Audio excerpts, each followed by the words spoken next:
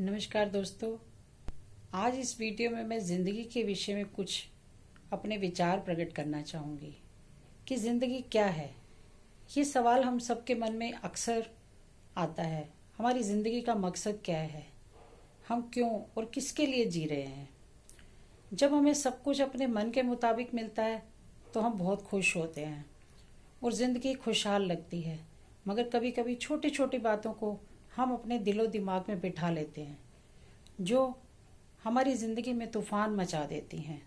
तो हमें यही ज़िंदगी बेमानी और एक बोझ सी लगने लगती है कि अब क्या होगा, हमारी तो किस्मत ही खराब है और हमारे साथ ही ऐसा क्यों होता है। इस तरह के विचार हमारे मन में आते हैं और हम अपनी ज़िंदगी को कोसने लगते हैं।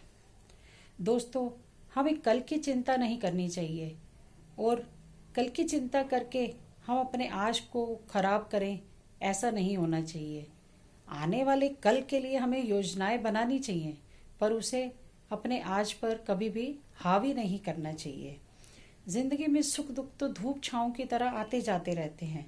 उस परम पिता परमात्मा पर हमें विश्वास करना चाहिए, अपने आराध्य पर विश्वास करना चाहिए कि जब उसने हमें इस धरती पे भेजा है, हमें ज़िंदगी दी है, तो हमारी ज़िंदगी को संवारेगा भी वही। तो मैं आपको इस विषय में एक कथा सुनाती हूँ कि एक बार भगवान कृष्ण को उसके शिष्यों ने कहा कि आज मौसम बहुत सुहावना है, चलो आज नौका विहार को चलते हैं। तो भगवान कृष्ण राजी हो गए। तो अपने गोपी गोपिकाओं और सबके साथ वो नौका विहार को निकले।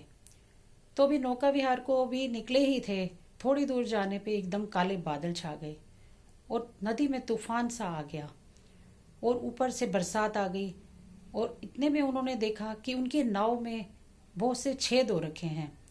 अब उसमें से नाव में पानी भरने लगा। अब ऊपर भी पानी और नीचे भी पानी।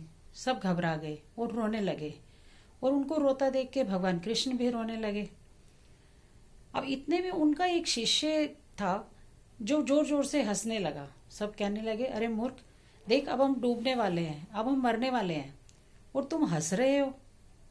तो वो बोला, अरे तुम कृष्ण को भगवान मानते हो ना, तो उस पर विश्वास रखो, वो तुम्हें कभी डूबने नहीं देगा। कहने लगे, अरे वो तो खुद ही रो रहा है, तो वो हमें क्या बचाएगा। तो भगवान कृष्ण कहने लगे, अरे मैं कैसे बचा सकता हूँ। तो वो बोला कि अरे तुम तो बचपन से ही छलिया हो और आज भी हमारे साथ छल कर रहे हो और मुझे पता है तुम हमारी परीक्षा ले रहे हो।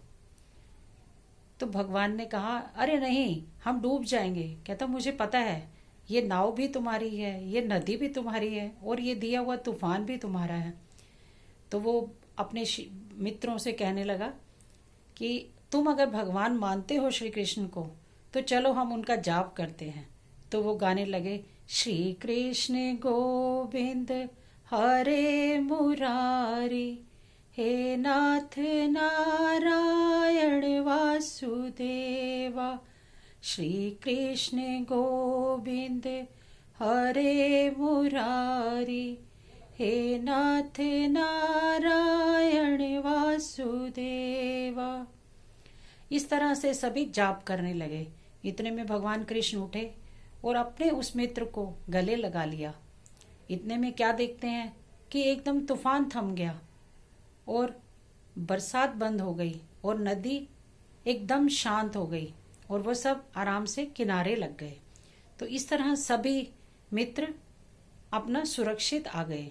तो इसी तरह अगर हम अपने भगवान पर, अपने आराध्य पर विश्वास करेंगे तो वो भी हमारी नैया जरूर पार लगाएगा।